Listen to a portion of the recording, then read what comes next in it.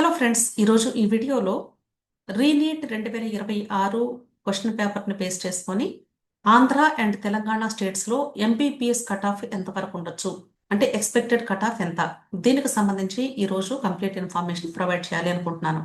మనకి re-NEET examination June 21వ తారీఖు జరిగింది. అయితే ఫిజిక్స్ క్వశ్చన్ పేపర్ చాలా టఫ్గా ఉంది అని విన్నాము. 2025లో కూడా ఫిజిక్స్ చాలా టఫ్.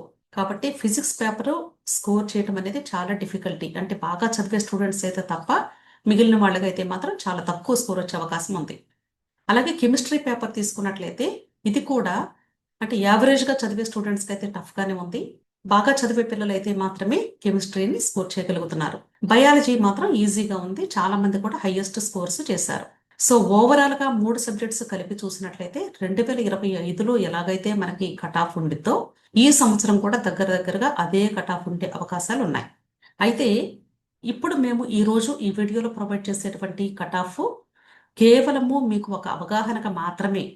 అంతేకాని అంటే చాలా మంది కూడా ఏం చేస్తూ ఉంటారంటే ఈ కట్ ఆఫ్ రేంజ్ చూసుకొని మాకు స్కోర్ తక్కువ వచ్చింది కదా, మాకు ఇంకా సీట్ రాదేమోనని అనవసరంగా బాధపడుతూ ఉంటారు. దయచేసి అలా ఎవరు కూడా చేయొద్దండి.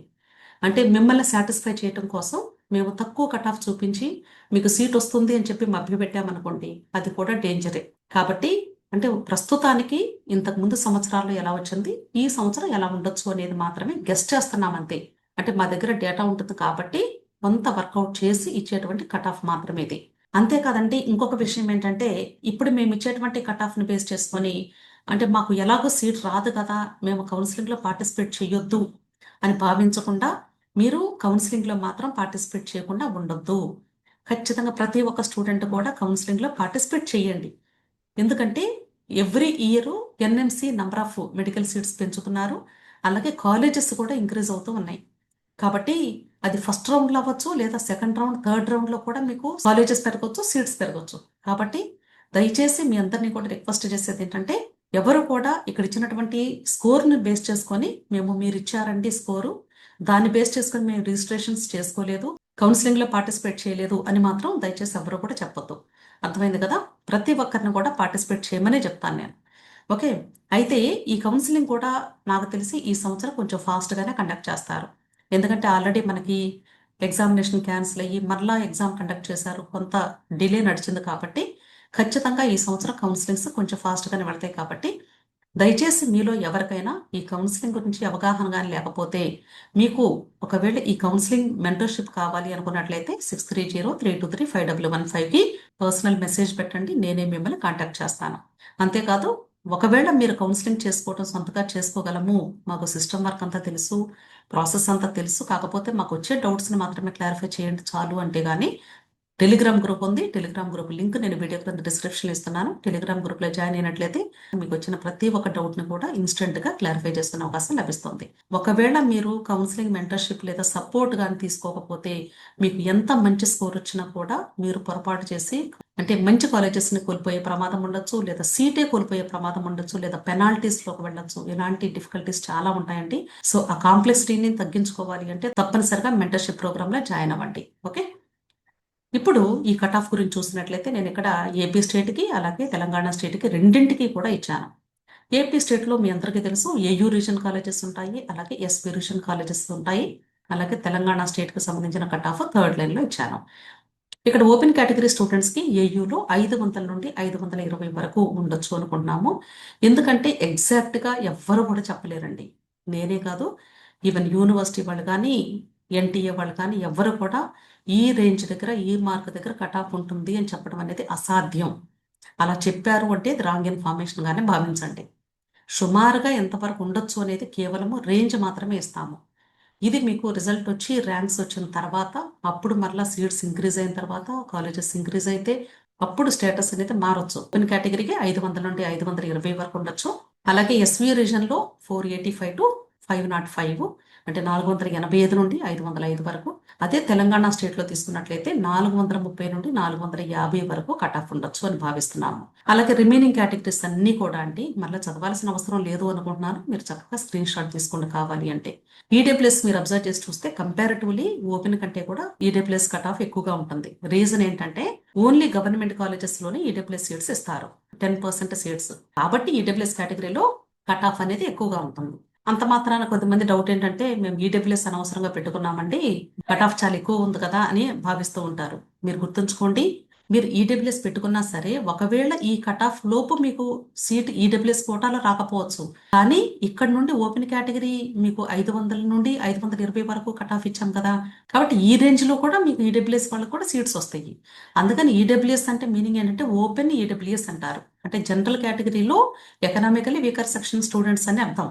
అర్థమైంది కదా. కాబట్టి ఈడబ్ల్యూఎస్ వాళ్ళు భయపడకండి, అంటే సర్టిఫికెట్ అనవసరంగా పెట్టుకున్నాము లేదా ఇప్పుడు తీసేసుకోవచ్చా కౌన్సిలింగ్ కి అలా భావించొద్దు. మీరు పెట్టుకోండి, ఎందుకంటే గవర్నమెంట్ కాలేజెస్ లో సీట్ వచ్చే అవకాశాలు ఉండొచ్చు. ఒకవేళ అక్కడ సీట్స్ అయిపోతే అప్పుడు ఓపెన్ కేటగిరీలో సీట్స్ కి మీరు ఎలిజిబుల్లే, కంటిన్యూ అవుతారు. క్లియర్? సో ఇలా మీకు ఈడబ్ల్యూఎస్ కేటగిరీకి ఎస్వియులో కూడా మనకి ఓపెన్ కంటే కూడా ఎక్కువగా ఉంటుంది కట్ ఆఫ్. అలాగే తెలంగాణ స్టేట్ లో కూడా అంతే. Next BCA. బీసీఏకి ఇంతకు ముందు అయితే అంటే 2024 వరకు అయితే కొంచెం తక్కువగా కట్ ఆఫ్ ఉండేదండి, కానీ 2025లో బీసీఏ కట్ ఆఫ్ చాలా పెరిగింది. కాబట్టి 470 to 490. అలాగే ఎస్వియుకి కొంచెం డెఫినెట్ గా తక్కువగా ఉంటుంది కంపారిటివ్ గా. ఎస్వియుకి ఏయుకి సుమారుగా ఒక 15 మార్కుల నుండి 20 మార్కుల వేరియేషన్ ఉంటుంది, తగ్గుతుంది ఎస్వియు రీజన్ లో. కాబట్టి 455 నుండి 475 వరకు ఉంటుంది. అలాగే తెలంగాణ స్టేట్ లో తీసుకుంటే 365 నుండి 385. ఇలా రిమైనింగ్ కేటగిరీస్ అన్ని చూడండి. ఇక్కడ మీరు బీసీడీ తీసుకున్నట్లయితే బీసీడీ ఆల్మోస్ట్ మీకు ఓసీతో సమానం అండి. కాబట్టి బీసీడీ ఎస్పీ రీజన్ లో కొంచెం తగ్గిద్దేమో కానీ ఏయూలో మాత్రం ఆల్మోస్ట్ ఓసీతో సమానంగా మీకు కట్ ఆఫ్ ఉంటుంది. ఓకే. అలాగే ఇక్కడ SC1 తీసుకుంటే 350 నుండి 400 అని ఇచ్చినప్పటికీ కూడా ఇక్కడ మేము ఒక్కొక్కసారి SC1 కేటగిరీ స్టూడెంట్స్ క్వాలిఫై అయిన వాళ్ళు కానీ చాలా తక్కువగా ఉన్నారనుకోండి, అసలు నంబర్ ఆఫ్ అప్లికేషన్సే తక్కువగా వెళ్తాయి కౌన్సిలింగ్ లో. అప్పుడు జస్ట్ క్వాలిఫై అయిన స్టూడెంట్ కూడా సీట్ వచ్చే అవకాశం ఉంటుంది. అలాగే ఎస్విఎన్ అంతే, అలాగే తెలంగాణ స్టేట్ అయిన అంతే. సో SC1 కేటగిరీలో కట్ ఆఫ్ చాలా తక్కువగా ఉంటుంది, గుర్తుంచుకోండి. అంటే ఇలా అన్నారు కదా మేడం అందుకే మేము అసలు పెట్టుకోలేదండి అని చెప్పొద్దు దయచేసి. సో SC1 అనేది అంటే మినిమం క్వాలిఫైయింగ్ కట్ ఆఫ్ నుండి 400 వరకు కూడా వచ్చే అవకాశం ఉంటుంది, లేదా ఇక్కడ సేమ్ రేంజెస్ ఇచ్చాం కదా. అలాగే SC2 తీసుకుంటే SC2 SC3 కంపేర్ చేస్తే SC2 లో కొంచెం కట్ ఆఫ్ తక్కువగా ఉంటుంది, SC3 కొంచెం టఫ్ గా ఉంటుంది కట్ ఆఫ్. ఎస్వియు రీజన్ లో తీసుకుంటే SC2 లో కట్ ఆఫ్ ఎక్కువగా ఉంటుంది, SC3 లో కట్ ఆఫ్ కొంచెం తక్కువగా ఉంటుంది. అంటే రీజన్ బట్టి కూడా కట్ ఆఫ్ కొంచెం చేంజ్ అయ్యే అవకాశాలు ఉంటాయి, ఎందుకంటే ఆ క్యాస్ట్ వాళ్ళు ఎక్కువ మంది ఆ రీజన్ లో ఉంటే కట్ ఆఫ్ అనేది పెరిగిద్ది. ఎక్కువ మంది స్టూడెంట్స్ ఉన్నారనుకోండి కాంపిటీషన్ ఎక్కువైపోయింది. అలాగే ST తీసుకున్నా కూడా 390 to 420 ఏయూ రీజన్ అనుకుంటున్నాము. సేమ్ ఎస్పీ కూడా అంతేనండి. ఎస్పీలో ఇంకా కొంచెం ఎక్కువగానే ఉంటుంది ST కట్ ఆఫ్. చెప్పాలంటే తెలంగాణ స్టేట్ లో కూడా 390 to 410, ఎందుకంటే తెలంగాణ స్టేట్ లో ఎక్కువ మంది స్టూడెంట్స్ ST వాళ్ళు ఉంటారు, పైగా బాగా చదివే స్టూడెంట్స్ ఉంటారు STలో. నెక్స్ట్ మైనారిటీ ఏయూ రీజన్ లో కొంచెం తక్కువగా ఉంటుందండి ఎప్పుడైనా కట్ ఆఫ్. మనకి ఎస్వి రీజన్ లో కట్ ఆఫ్ ఎక్కువగా ఉంటుంది, ఎందుకంటే ఎక్కువ మంది ముస్లిం స్టూడెంట్స్ అక్కడ ఉంటారు. అలాగే తెలంగాణ స్టేట్ లో ఇక్కడ 430 to 450. ఇలా మీరు ఏ కేటగిరీ స్టూడెంట్ మీరు ఏ స్టేట్ లో లేదా ఏ రీజన్ లో అప్లై చేయాలి అనుకుంటున్నారు, ఈ కట్ ఆఫ్ అనేది ఒక అవగాహనకు మాత్రమేనండి. ఇక్కడ ఇచ్చిన కట్ ఆఫ్ ను బట్టి మీకు ఒక 10 మార్కులు తగ్గొచ్చు లేదా 10 మార్కులు పెరగొచ్చు, గుర్తుంచుకోండి. అంతేకాని ఎగ్జాక్ట్ గా ఇది మాత్రం ఉంటుంది అని భావించొద్దు. అర్థమైంది కదా. సో దయచేసి మీరు చేయాల్సిన పని ఏంటంటే, ఇప్పుడు ఆల్రెడీ మీరందరూ కూడా అన్అఫీషియల్ గా రిలీజ్ అయిన కీస్ చూసుకొని ఉంటారు, మీకు ఎంత స్కోర్ వస్తుంది అనేది క్యాలిక్యులేట్ చేసుకొని ఉంటారు. అయితే నా సలహా ఏంటంటే, అప్పుడే మీరు అందరికీ స్కోర్స్ చెప్పుకొని నాకు సీట్ వస్తుంది, గ్యారంటీగా వస్తుంది, పలానా కాలేజ్ వస్తుంది, ఇలాంటి ప్రాపగండ చేసుకోకుండా ఉంటే మంచిది అని నా సలహా. ఇంకొక విషయము, ఇప్పుడు నెక్స్ట్ స్టెప్ ఏంటి, కౌన్సిలింగ్ కావాల్సినటువంటి డాక్యుమెంట్స్ అన్ని రెడీ చేసుకోవాలి. వాటిల్లో ఏదైనా మిస్ అయితే అవి కరెక్ట్ చేసుకోవాలి. ప్రతి డాక్యుమెంట్ కి ఒరిజినల్స్ ఉండాలి. ఈ ప్రాసెస్ లో మీరు కొంచెం బిజీగా ఉంటే బెటర్, ఎందుకంటే ఒక్క సర్టిఫికెట్ మిస్ అయినా కూడా మీకు ఒకవేళ సీట్ ఎలాటైనా కూడా అడ్మిషన్ క్యాన్సిల్ అయ్యే ప్రమాదం ఉంది. Okay, wish all the best అండి. వీడియో నచ్చితే లైక్ చేయండి, మీ ఫ్రెండ్స్ కూడా షేర్ చేయండి, అలాగే నా ఛానల్ తప్పకుండా సబ్స్క్రైబ్ చేసుకోండి. Thank you.